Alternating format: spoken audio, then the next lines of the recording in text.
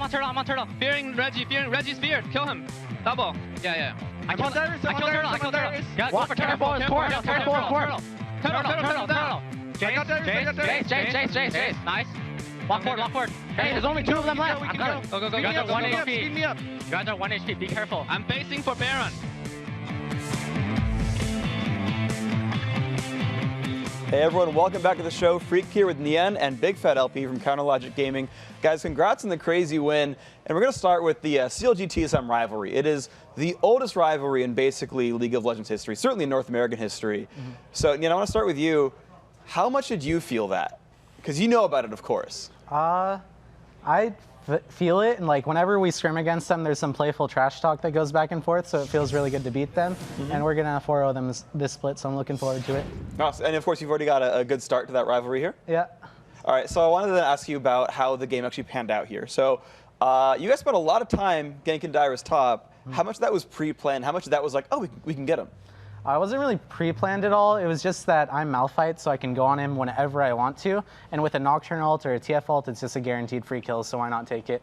So we just kept on doing it over and over, and it worked out. Cool. So I want to ask you about then your Malphite play, because at the beginning of the season, a lot of people asked, how's Nien going to do as a top laner, right? AD carry, played mid for a little bit.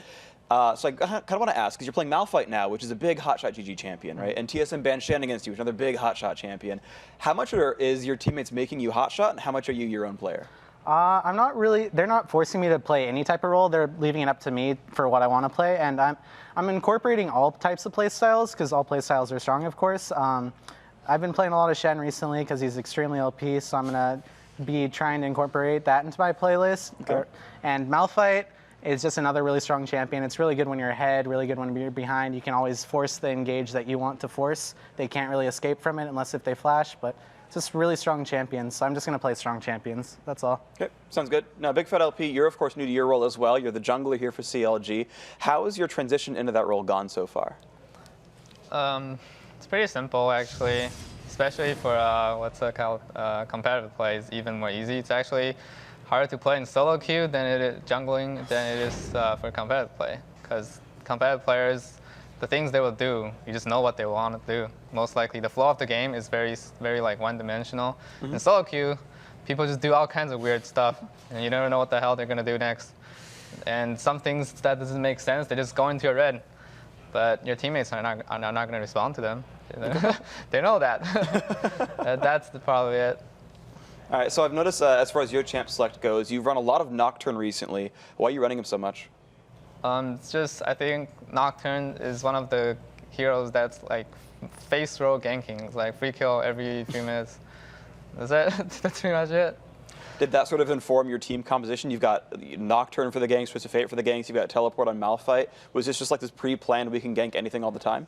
The team comp was actually half planned and half like on the fly because of some changes. We didn't expect them to ban some stuff. And then they grabbed Karthus, so we were like, they're probably gonna play Nocturne Karthus, something that they have done a lot. So we just took it from them. That's it. I was gonna pick something else. Fair enough. So I want to ask you then about the 3.8 jungle changes. They've made the respawns faster. There's more jungle monsters coming up. But has it changed your play style any? Nope. I think it's exactly the same. Just killing champions and you're good. Just kill champions, kill some creeps. That's jungling. Do you think it will influence people to play more farm-based junglers? We did see Jungle Master Yi a little while ago. No, not necessarily. Okay. I think everything is viable. Okay, well, thank you very much. So, guys, one more question for you. You've had a very good now. Week 2's been very good for you guys. 2-0, really, really great results here. Seems like you guys are starting to find your stride. How far is this going to take you? How well is CLG going to do this split? I think we have a lot of potential. Once I don't suck at top lane, we're going to be really, really strong. Champion pool is really small right now, so people can take advantage of that. It forced me into a corner, basically, but I think that we have a lot of potential. Everyone on the team is really strong and really smart players as well, so I'm looking forward to it. All right, Ian, thank you very much. And guys, congratulations on doing it once again. Congratulations on the 2-0 week. And of course, we hope that CLG can continue to excel. Hopefully we'll see you guys in the World Finals. You guys are a great team. It's good to see you guys improve. But of course, we've got more games today. But to break down the ones we've already seen, let's send it over to Kobe.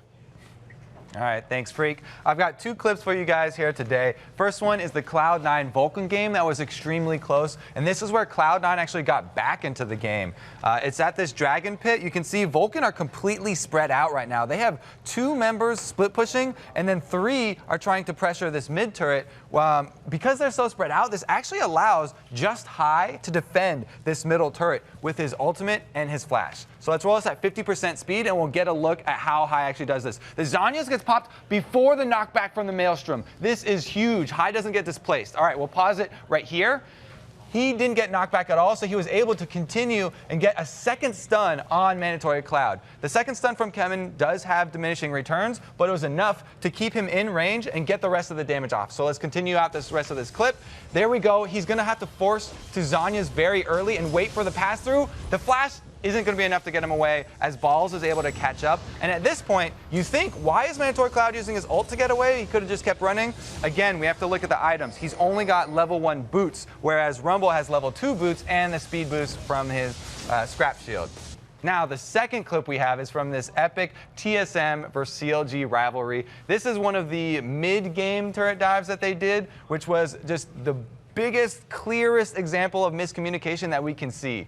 Let's start this clip up here. TSM, they've got 2 split pushes for CLG. So TSM, Reggie's thinking, go all in right now. The rest of the team, though, completely different idea. With the teleport showing from Nien and the Twisted Fate threat of an ultimate, they decide to all back up and leave Reggie for dead. Not only do they lose Reggie after that, but they also lost his Requiem.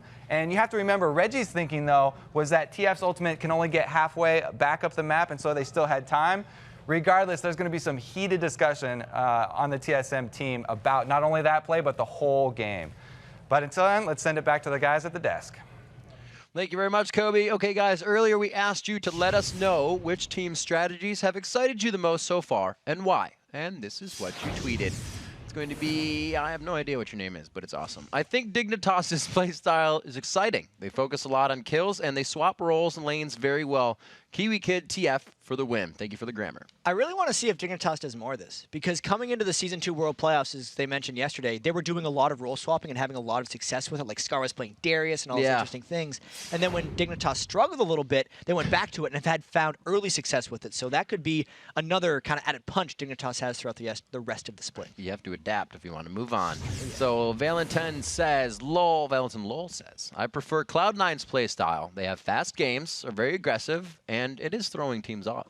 I totally agree with that. I want to see the way teams counter Cloud9, though, because it's thrown them off for now, but the last 2 games when they've had to play against Janna or just disengage compositions, it's been increasingly difficult for them. So even though they've been throwing people off, they have to continue to adapt. It's been more of the waiting game. We'll wait to see what they do, all right? We'll wait to see what they do. So they're waiting, we'll wait. We'll counter them. We'll counter the weight with more weight. Oh, snap, it's Kenny L. Thanks, Kenny. Kenny says TSM because the ultimate from Wild Turtles Caitlyn was beyond epic. Man, that was so cool. It was really cool. The camera control as well. Shout out to Riot Lycaeus for that one. Absolutely. Our cameraman for the LCS. Yeah. It's an art. Also, it happens. The timing of the Caitlyn ult. He was trying to kill him, and he got him. Yeah, and huge props as well to the Flash power cord to set that up, because it was much needed. So those were great, but we want more of those tweets, the sweet tweets. So hit us up. We're at LOL Esports, and make sure to use the hashtag LCS. Remember, the European LCS continues Saturday live from Moscow, Russia. Up first for them, it's the second game of the regional CIS tournament between Good Team Multigaming and Gaming Gear EU. Then the pros take to the Rift, starting with SK Gaming versus Lemon Dogs. Yes, lemon absolutely. dogs. There's a lot of lemons in League. We've talked about this before. Everybody's lemon or yellow star, yellow something, pandas. It all kicks off on Saturday at 3 a.m. Pacific and 12 p.m. Central European Summertime from the MDM Palace in Moscow. Now, don't go anywhere. We still have 2 more matches to go here in North America. Up next, it's Velocity taking on Coast. But first, it's snack time. We'll be right back. What's